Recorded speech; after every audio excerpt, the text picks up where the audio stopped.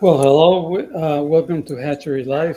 And today we have some noise, and we're interviewing Guillermo Espinola.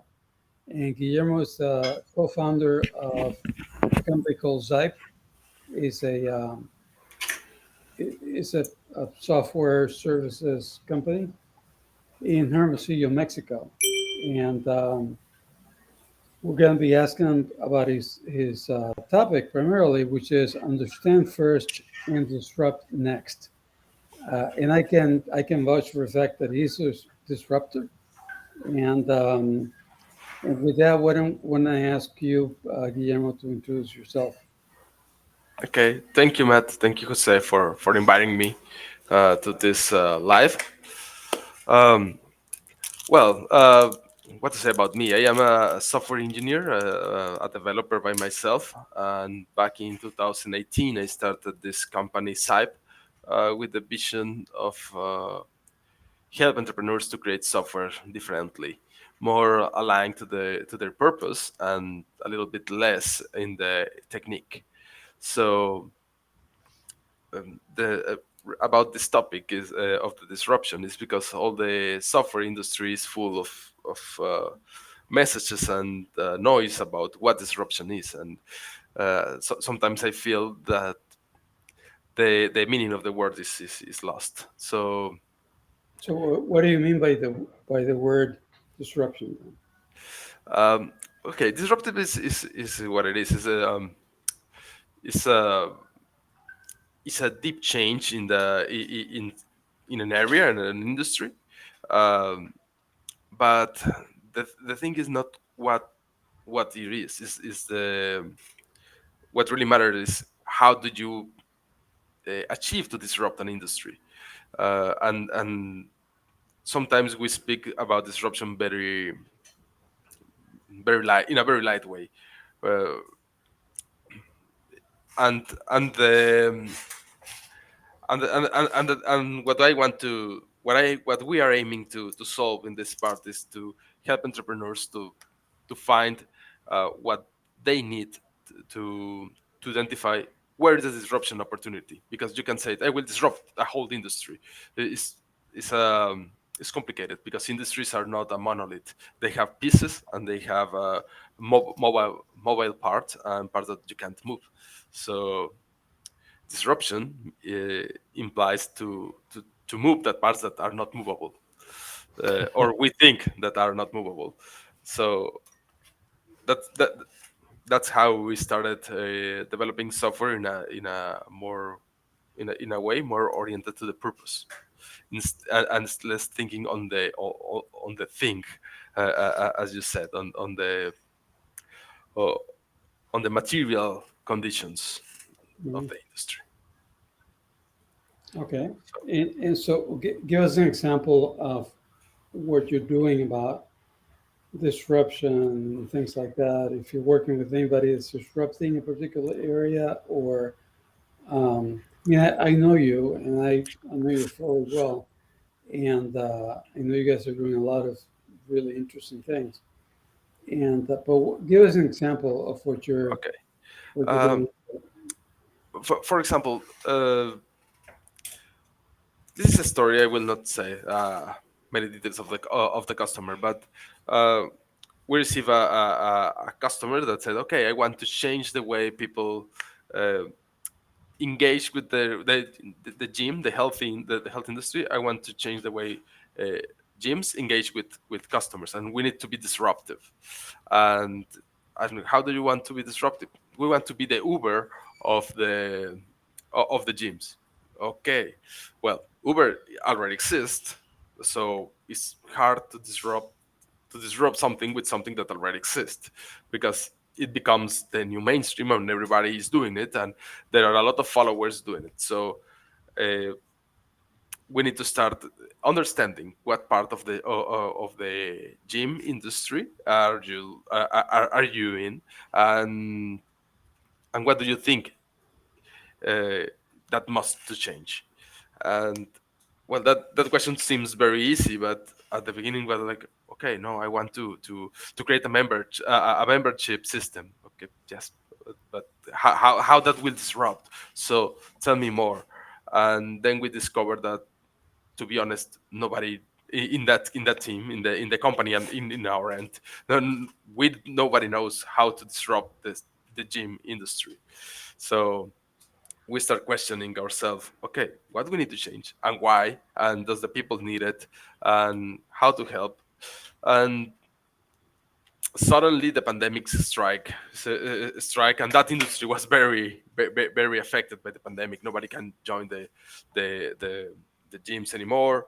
And then when they reopened, they had limited occupation and things like that. So we start creating small pieces of software, firstly isolated, to solve different needs. For example, okay, how to manage the reservations in a limited room, and then how to stream the classes and the training and the relationship, and how to keep active the relationship with the coaches, with their coaches, and what can they sell in addition to the membership, that now that the people have no access to there.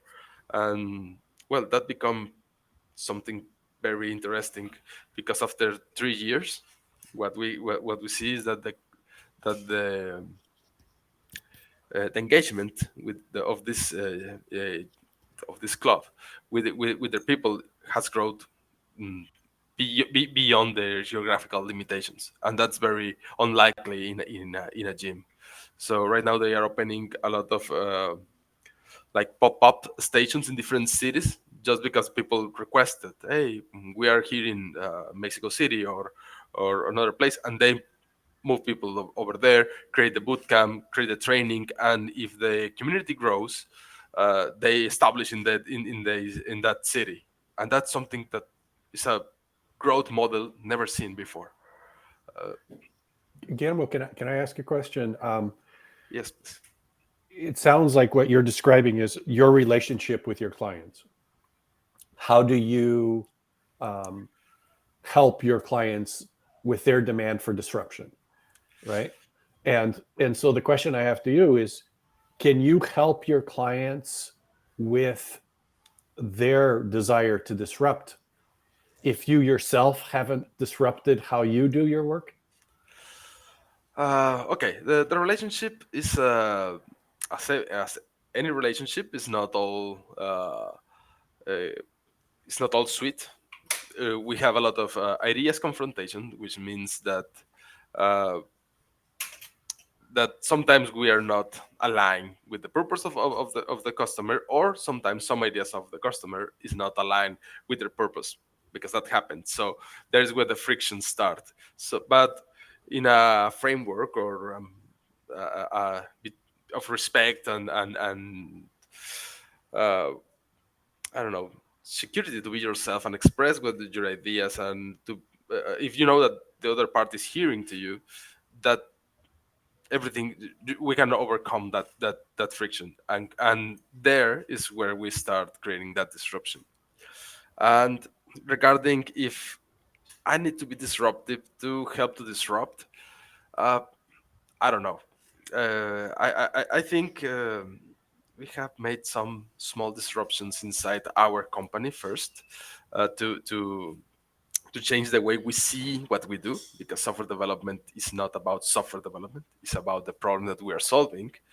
uh, but what I think is, we have enough experience to guide our customers into identify which small parts of their business can they disrupt, because as companies are organizations, and organizations are made by people, are formed by people. So we need to change the way we do things inside, and then we will impact in the market, or in the I don't know, with our customers. Mm-hmm. So I think that's how we lead our customers to disrupt, uh, starting by challenging their own rules. Uh, we help them, or try to make them see that a corporate world sometimes is efficient to keep something going, but it's not the most efficient thing to create something new. So there is a process of unlearning Mhm. how to organize your team. So we start over there, almost always. So what have you done?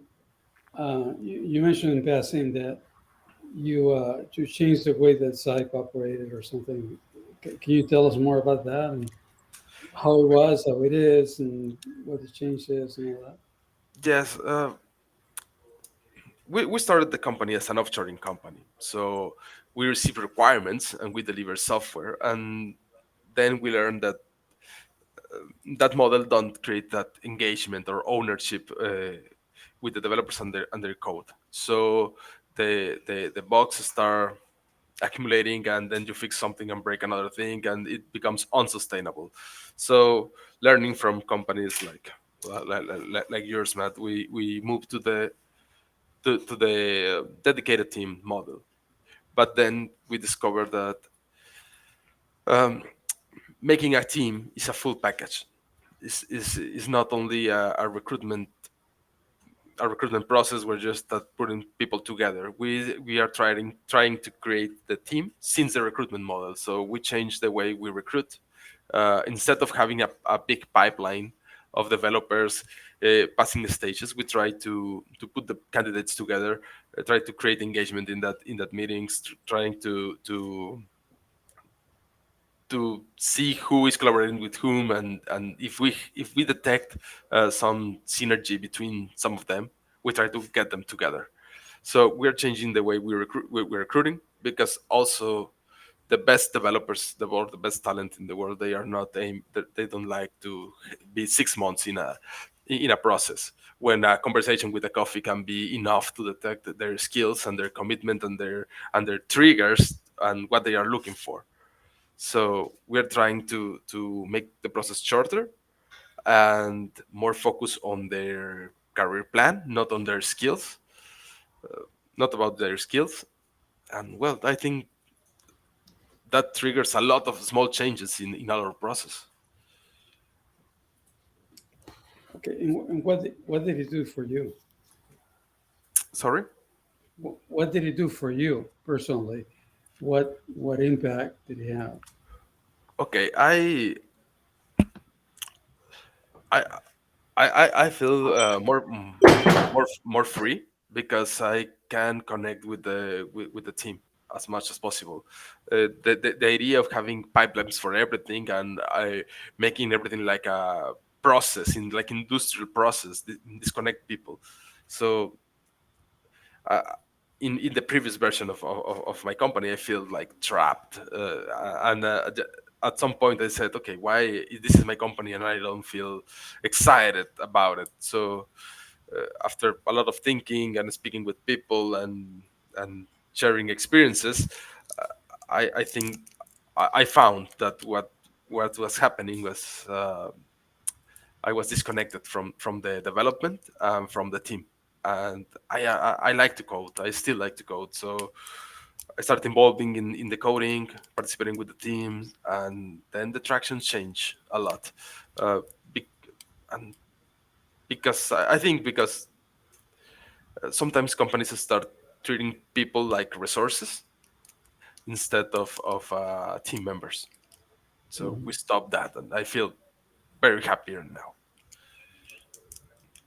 Why do you think, like, what conceptually for you, what is it that uh, is, I mean, you've described the pipeline and all of this sort of structured process.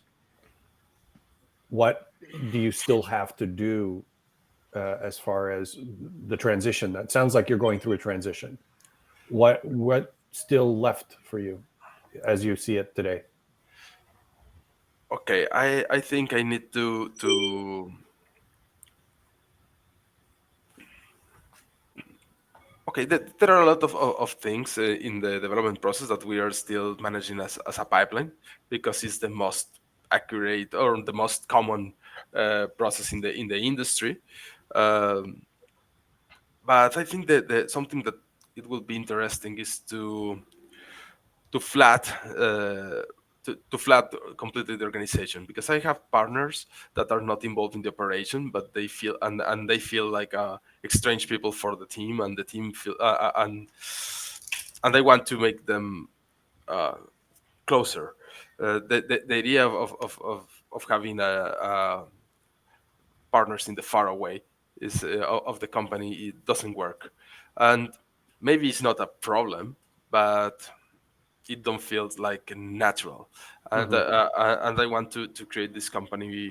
I want to make this company more natural every day, attending to the needs of my partners, of my team, my own needs, my own natural needs, as a person that I'm investing my time in something uh, to achieve my goals.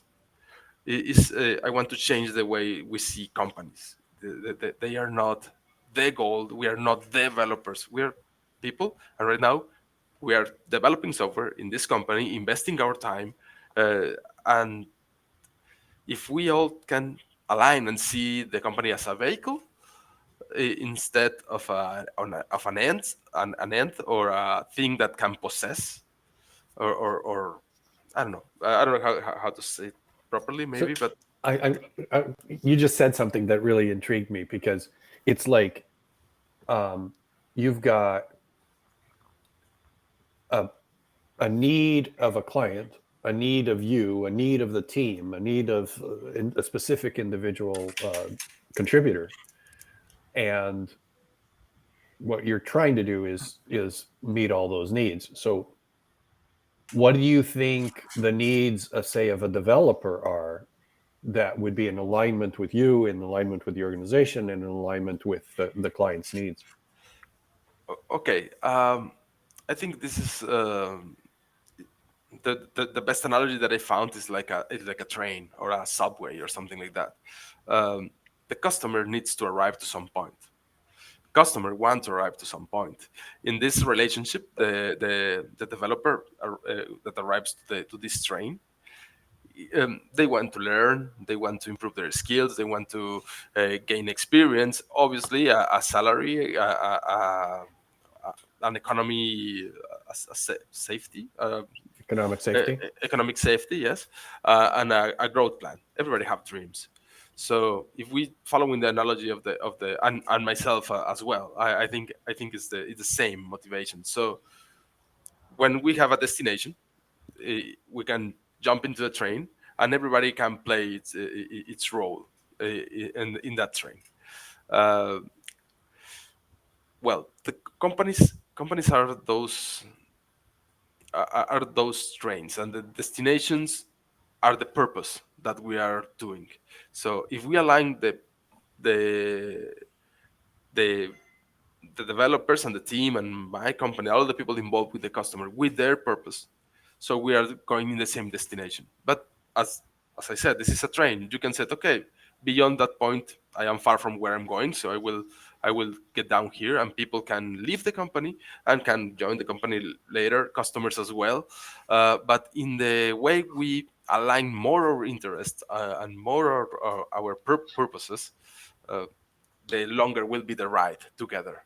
So it's how I see it, and that's why we're looking something called like, uh, well, we call it like we're finding for companies doing software for good, because if they are working in something that we consider good, will be easier for us to align with their purpose and better the result that we will deliver. It's easier to get on a train that's going where you want to go than it Exactly, is to get on a train that's going the other direction. exactly. That's how I see it, and that's how I think all those interests get aligned.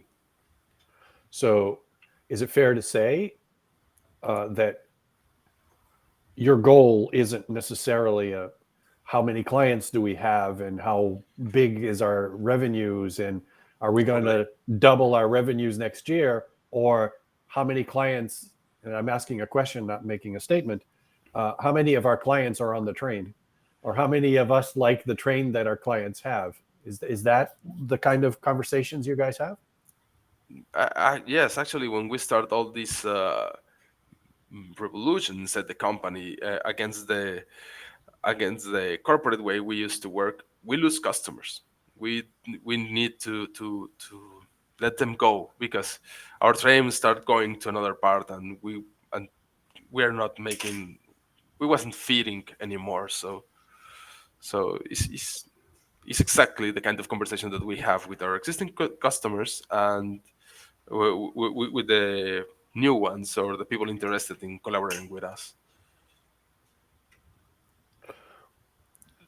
Matt, did you want to jump in or?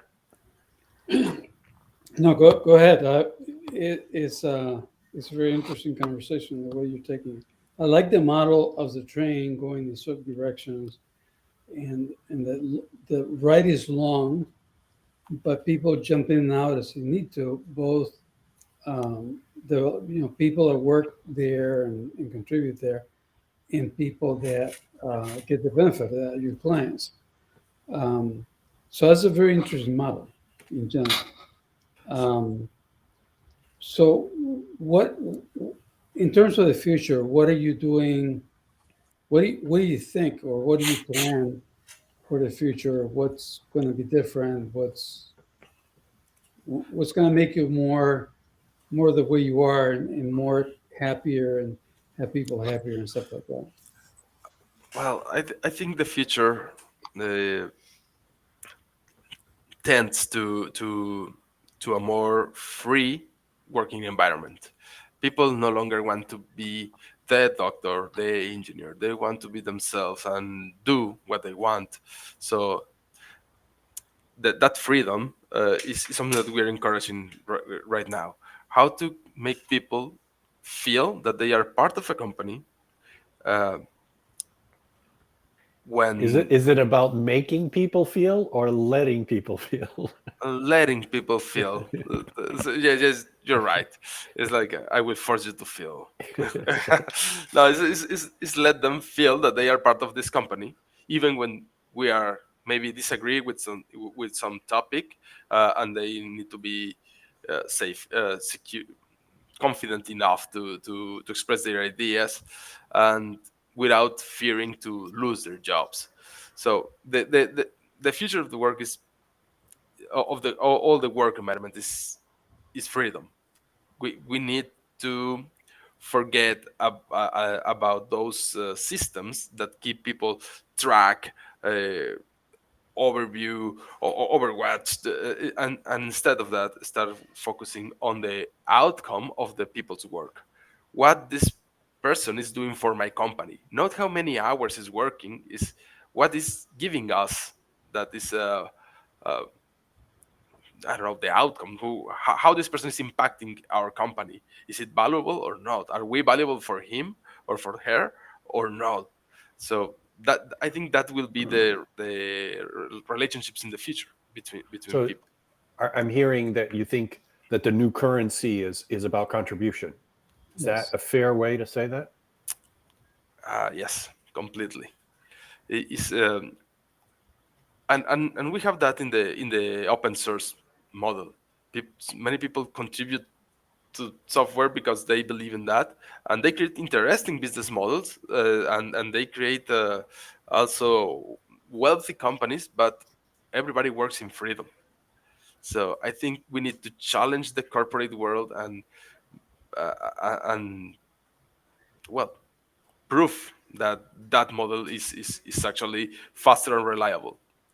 uh, there is a myth right now. Maybe it was true many years ago, because they said vertical organizations grow faster, horizontally organizations grow slower, but they are more like stable.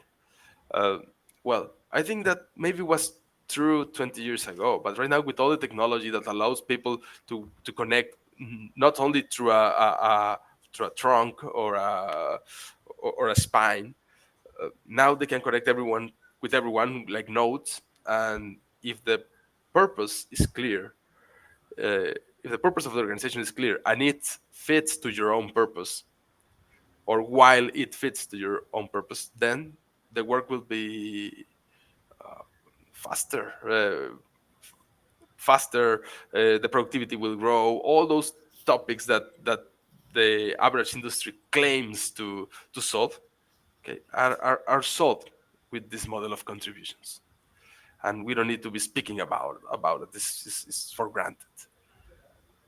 Happy people work better, deliver better. That's how I see it. Hmm. And and not only that, but to add my part, I think that people will feel better as well and would like working in that kind of environment better. But that's I was going to say that's to be seen, but not really. It's a fact that when people are doing well and all the pistons are going up and down the right way and stuff like that, they just feel better and do better work.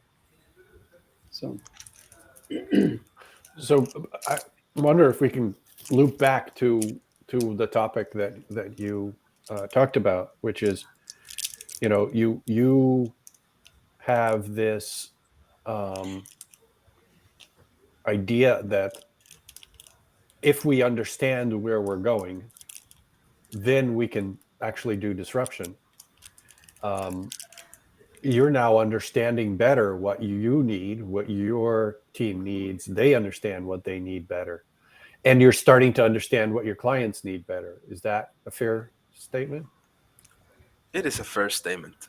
It's I think it's matter to be a little bit more humble, and instead of arrive with the customer as a super advisor that knows everything, and arrive with your team like a boss that have everything under control. Instead of that, let's speak about what is your concerns, my concerns. I have doubts, you have doubts, but we can explore together and solve it together. Uh, I think that's the way I am working right now, reading out of the expert label that many companies place on their brand and inherit to the people. No, we're not we don't have the world solved for anybody, but together we can create that solution that you need. And again, solutions for the team working. They have trouble and challenges, and they need uh, work and everything, and also for the customer that is trying to impact a market or change a market or something, but together we can figure out. The word that comes to mind for me is collaboration. That's it. yeah. And That's it. so, what else would you say? We've got a couple of minutes left. Any other things that you think? I've got 2 minutes. I got to say this. uh, okay, this is an advice for people who are starting building software. Is like, don't don't be afraid of failure uh, uh, in what you're building. Don't expect everything will work uh, at the first time. But the clue of building an in-house team or a remote team or however the model you want, of the key of the success is not to fail. It's how fast we can learn and overcome the failure, uh, to try something different. So I think my my last 2 minutes is that don't be afraid of failure. Let's go, make mistake fast, learn fast, overcome, and always thinking on doing good or advancing to our purpose. So never lose sight. And this the mermaids will sink in different parts. You will say, okay, if I do this for a while, that's fine. I will get the money that I need to be better tomorrow. But if it's not in the same direction that you're going, that's not helping you. Maybe it's money, but it's just a deviation, and that will be a mistake that is hard to overcome from that. Mistakes in the correct direction are easy to overcome. All right, I think we've come to the end of our time here with the half hour mark, and I'm getting directions from Carlos to to cue for wrap up and goodbye words. Okay. um, so, anyways, my goodbye words here is that this has been a pleasure, and I mean, I know you personally and know what direction you're going, but I think you express it really well, and glad to have you. And that train model I really liked, and something that we learned from you. So, Jose, you want to? Yeah, thank you, Guillermo. It's a pleasure to hear that you're feeling into this, that you're going through this process not with ideology in mind, but with slowly collaborating, slowly sensing what's right and what needs to be happening. So this is awesome. Thank you. And thank you all for joining us and for attending today's live show. Thank you to you guys. It's always a pleasure. I think I learn a lot from you every time we speak, and I really appreciate that you invited me to here. I'm still get a little bit nervous when I'm in front of the camera, so I see like a robot sometimes, but I'm trying to I'm trying to get chill. Thank you very much. All right. You make it a lot easier. Yeah. Thank you. And it's funny because we're in front of the Zoom camera all day long and still we get a little nervous when we do these interviews. So Yeah. thank you for showing up and for being so caring. Okay, thank you, Jose. Thank you, Matt.